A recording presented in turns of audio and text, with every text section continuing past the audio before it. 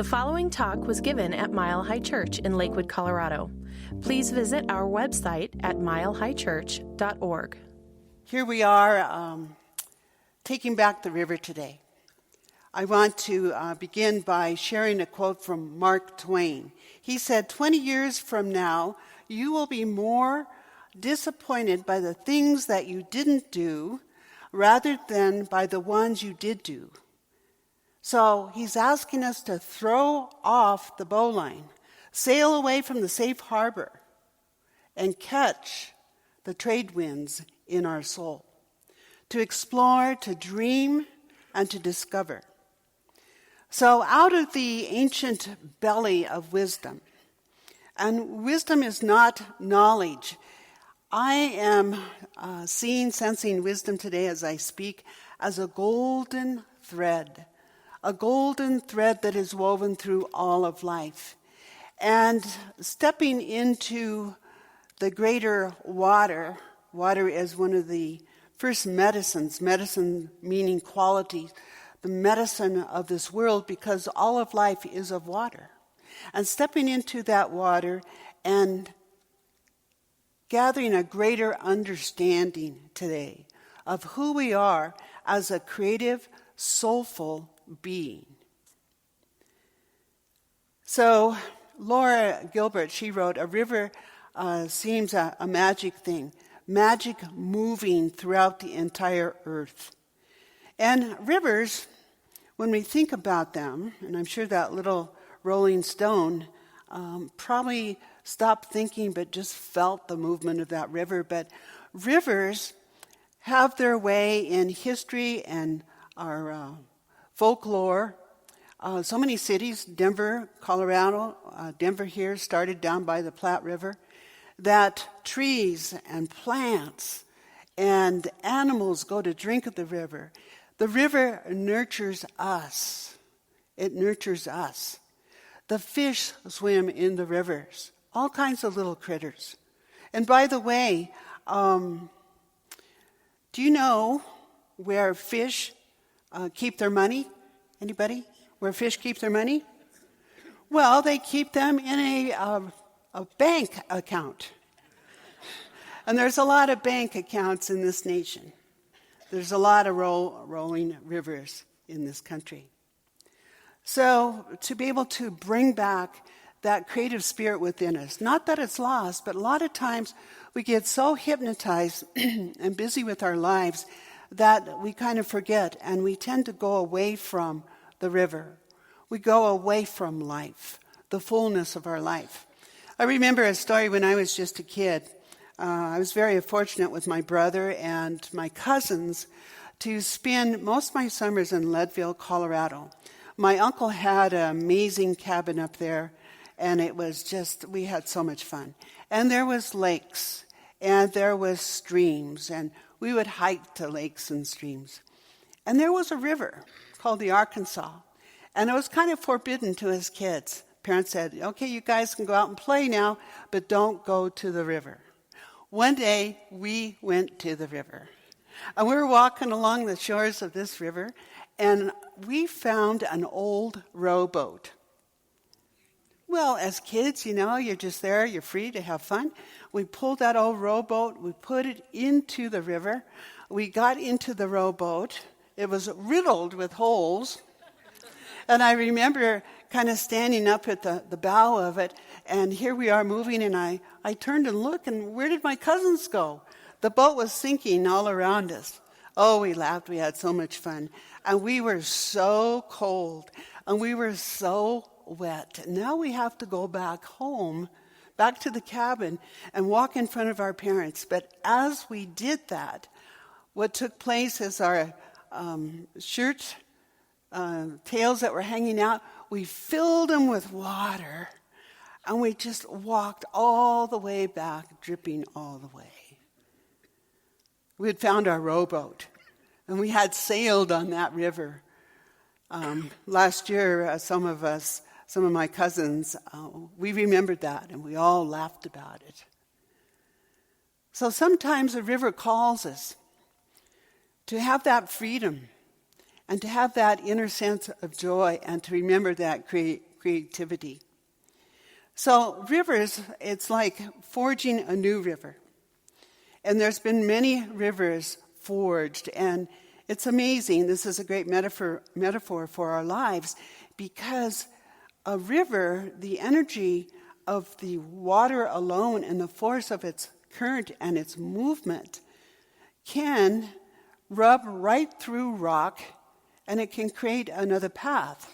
Because rivers move, but they always follow a path. I'm thinking about, it was 2006, and Dr. Raz and also myself, we took a whole bunch of mile hikers to the Grand Canyon, and what an incredible adventure that was. Because what I recognize from our indigenous folks is when two rivers come together, they have always seen that as a sacred place. Seeing the river as a symbol of spirit, that golden thread of truth that is moving in and through us right now. And so I remember on the Grand Canyon, we'd go through these rapids, and I would just hold on with my entire life to that little raft and just go with the flow. And then all of a sudden we would come out, maybe some of you have done the Grand Canyon also, we would come out in something that was still and beautiful. And I remember one day we came to this place where there was two aspects of the river that came together, and you could just feel the peace of that. Looking up over time, how rubbing through that rock had created an incredible canyon. But what I realized in that trip, and I think about it quite often, is that God, the presence of that living spirit, is in the rapids of our lives, but it's also in the still waters of our lives. Bruce Lipton, who wrote the amazing book, Spontaneous Evolution, Our Positive Future, Getting from Here to There, he shares about the peace on the river, how peace, that great spiritual quality within us, how it can manifest when we allow ourselves to follow that golden thread of living truth within us. And he talked about in his book, he referred to 6 tribes that populated, this was a long time ago, this was probably about the year 500 of the United States, that populated the southeast part of the United States, Ontario and Quebec. And these nations, these groups of people, these tribes, that they weren't getting together very well. And there was one person who came and brought forth incredible peace, and I'm going to share about him. But they said that it formed what is known as the Iroquois Confederacy that influenced even the signing of our United States Constitution, because these people had come together along their rivers to learn how to live together without harming anyone or anything. And so the person that I want to talk about and that Bruce Lipton spoke about, Gene Houston has spoken about this gentleman. This is a long, long time ago. And his name was Decatawida. His Native American name was Two Rivers, the Two Rivers. And the story goes like this, that he was born probably around the 1500s, and he was a little different. He had a hair lip. When he grew older, he had a speech impediment, but when he was born, his mother and his grandmother had had a vision. They were Huron, that was a tribe, and she, the mom, had a vision that this little son would come forth, and he would want to destroy the Huron people. So at his birth, she and her mother, Decatawida's grandmother, took him 3 times to the river to try and drown this little baby. But the little baby would not die, the legend says. He would come back. And so after the 3rd time, it's like, okay, you're here to stay. And so as he grew older, he was different from the other kids. Everyone loved him. And one day he went to his mother and he said, I'm going to build a stone canoe. A stone canoe? That'll never float on the river. I'm going to build a stone canoe. And I think that's very symbolic, that perhaps in our own personal lives there's been many times where we've been asked to build a stone canoe and try to float it on a river. Maybe it was something really, really heavy that was weighing on us. Maybe it was our history, our story, that always said that we weren't enough. Perhaps it was the shame and the guilt that we took on. All those are energies, and they become very, very heavy. Maybe it was something such as that. So he said, I'm going to sail a stone canoe. And the legend goes that he set sail facing east before the rising sun ever came forth. And so as he traveled through his life, he did travel the river, because back then that was the way to travel, along the rivers. And he went to what he called the raiders' villages, these groups of people that were doing harm. And he would sit with them, and he would pray with them, and he would teach them from a deep, golden band within himself. That place of greater wisdom, that place of soulfulness he would teach from. He was asked many times, don't go to those raiders' camps. They will hurt you. They'll destroy you. But keep in mind, at his birth, someone tried to destroy him 3 times. So he had moved beyond any fear. And it was 2 rivers, along with, some of you recognize this name from history, Hiawatha, who in my studies for my message today, I discovered that she was Mohawk, and she really did exist. And because Decatawida, 2 rivers, couldn't speak that well, he had a heart of gold, but he couldn't speak too well, that she was the spokesperson. So the 2 of them traveled. And that's where the Confederacy Constitution, that piece of peace for the people. And they said that it stayed with the people for many, many, many years. And I've seen that along the river of life, that a lot of times there's something great that comes forth, and there's harmony and there's order that prevails. And then there's a circumstance or something. Someone comes with other types of thoughts.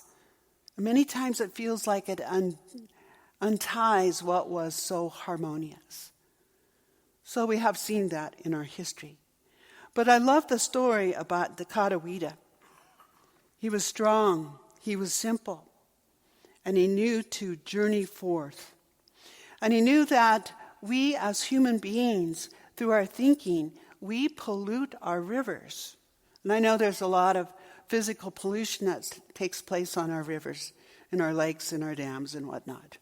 But I'm talking about within ourselves, that thinking, sometimes stinking thinking, about who we are, who somebody else is. That tends to pollute our soulfulness, this golden thread of truth. And so it's important for us to realize that judgment of self, judgment of others, that's a lower energy. And I know there's a lot of that lower energy being thrown around in our world. But we are at a place to take back that river. We're at a place to take back that river, to sail on that river, and to find who we are, to find the freedom once again, and to be able to live from that place. I recognize that there's no interaction anywhere. There's only omni-action. That's a spiritual principle. Interaction is all those thought forms, many of them strong, that can pollute. It's about coming to the river and cleaning that up and accepting our creative nature. Omni-action, omni meaning one. There's that only one action, and it's always been present. And there's been many, many stories and tales about people such as Decatawida, 2 rivers, that have come forth. And I'm probably speaking to two rivers right here. All of you as Dakota-Weedas that sail on the river. Peace like a river. There's only one path, and it is the path of the heart. I remember so many years ago when I had the great opportunity to do my first vision quest with the Lakota Sioux. And we had the Lakota Sioux very present here on Friday night, our interfaith ministry presentation. It was wonderful. But I remember that I needed to fast from water, the sacredness of water, for 4 days. I was into my second day of not having any water or any food. And I remember I was speaking Wednesday night over in the Vote Chapel. And I remember I called my teacher, or the person who was holding all the prayers to take me on the vision quest. And I said, couldn't I just have a little bit of water? Or I didn't say water, I said juice. And this is what he said back to me. No, Patty, he said, just increase your prayers. Just increase your prayers. That night, so I did, and I spoke that night, and wouldn't you know that they had a men's quartet, and that night they played the song, Peace Like a River. I'll always remember that. So it's about the path of heart, and Rumi said, when you do things from your soul, you feel a river moving in you. And that river is joy itself. And so that joy within us has always been.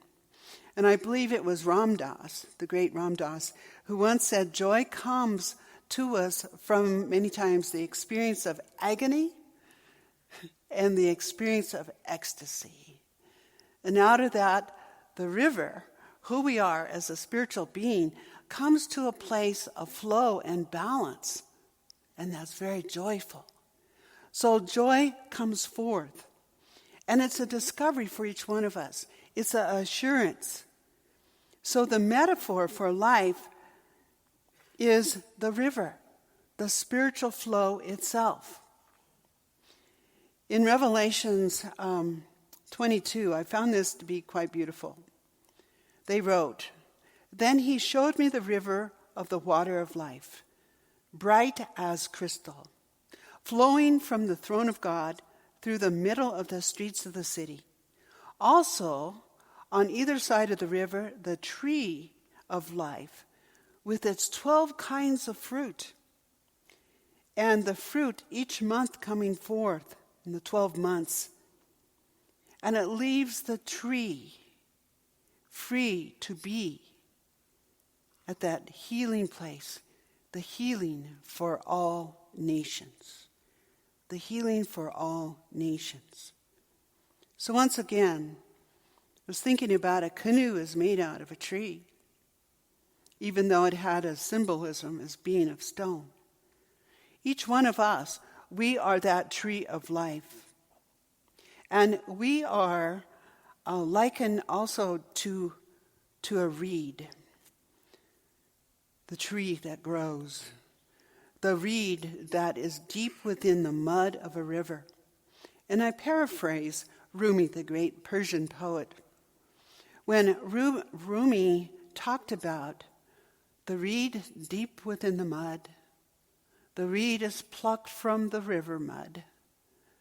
It is brought to the shore, and a flute comes forth from that hollow reed. 8 holes are placed in that flute, so that when played, it can make music. The flute is very symbolic to who we are as that golden thread, and that we have come forth this lifetime to make music. Like the river has many songs, the river has many voices.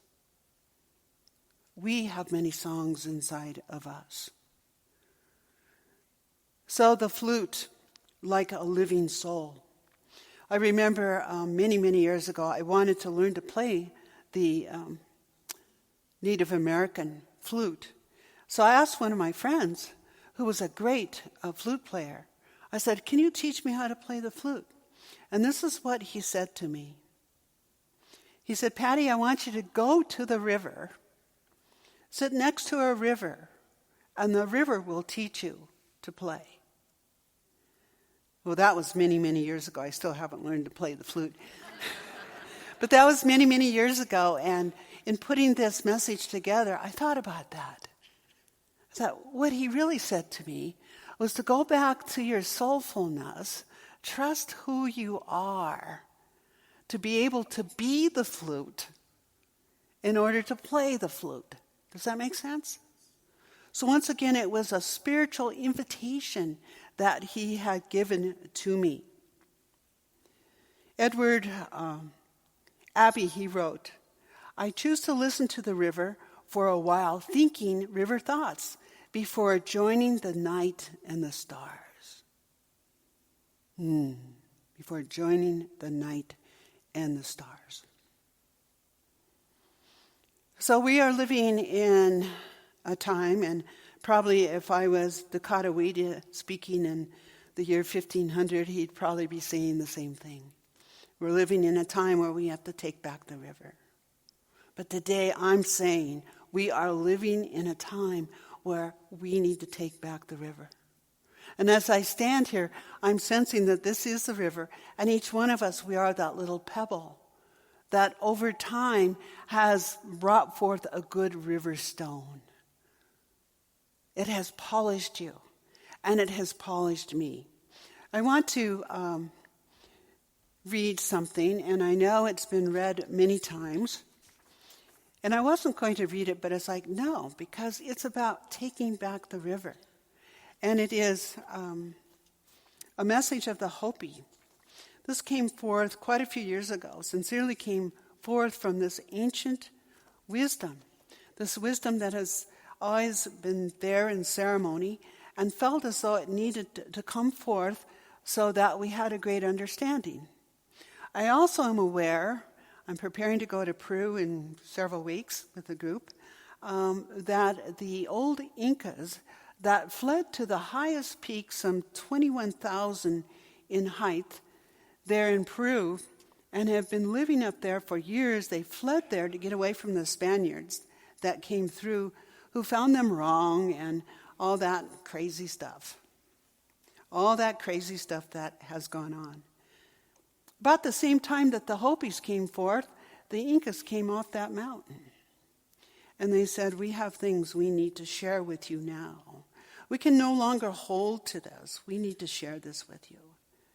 And the Incas gave us these beautiful rites of passage, simple as they are, to help tune us and to help us realize who we are as spiritual beings and be able to walk a joyous life.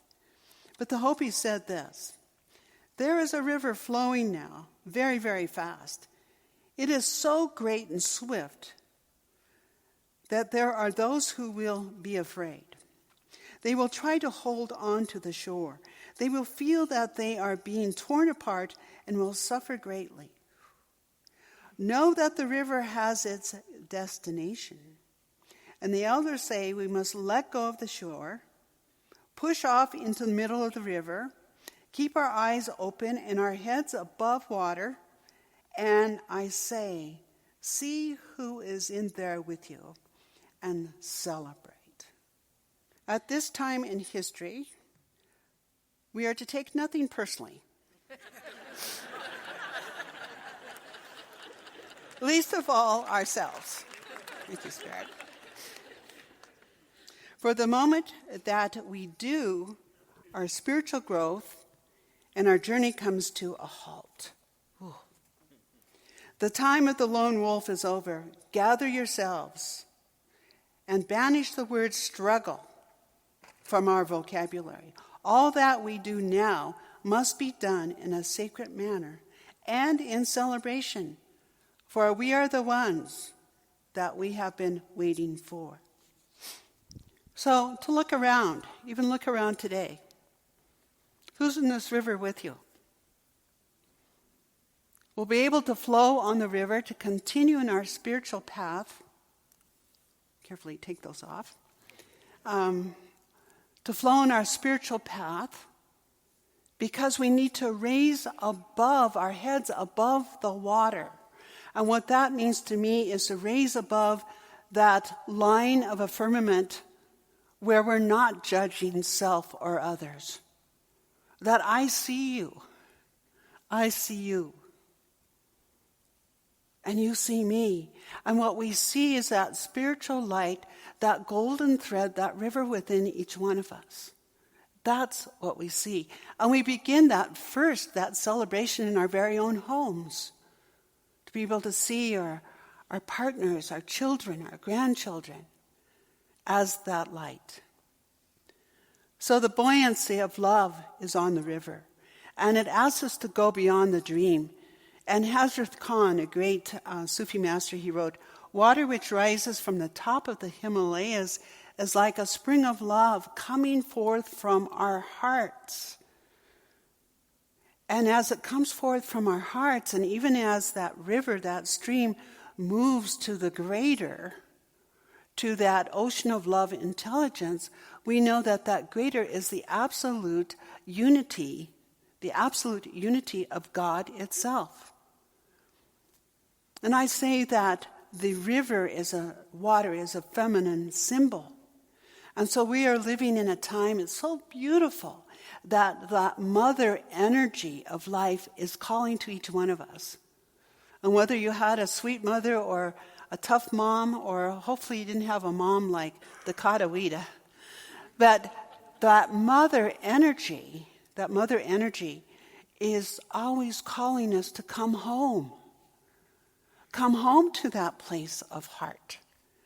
It's calling to each one of us. So I ask us today to step into the river. To be able to step into the river. And to begin to wade into the river. To permit our true identity as a living soul to be all that it can be. Trust. I think trust is really the name for God. Trust. And to trust that. To float on the buoyancy of love. Because when we let go, whether through our prayers, our meditation, or just being gathered here in the river here today, letting go, we're trusting that there's a greater force that holds us, and that is love itself. Also, take the river back to be very, very brave. Brave is courage that is acting fearlessly, to be able to move and to be present in life, to sense that every moment there is spiritual freedom. Not freedom by license. Spiritual freedom is always present. I just want to share a funny story that about being brave and really diving in. Several years ago, we like to take our grandchildren to Glenwood Springs, Colorado, the big pool up there. It's where my grandkids learn to swim, and we have a good time up there. And one year, those little kids, man, they have learned to swim. They're like little fish. And so I was up there, and I hadn't really jumped or dived off a diving board probably since when I was maybe 18 or 20 years old or something like that. And my granddaughter, she said, "Grandma, tomorrow I want you to dive off the diving board."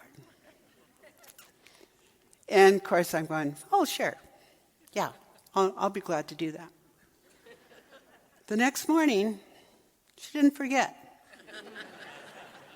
And I had said yes. She says, "Wow, we're so excited. I told Jackson this morning, we're going to see Grandma diving off the diving board."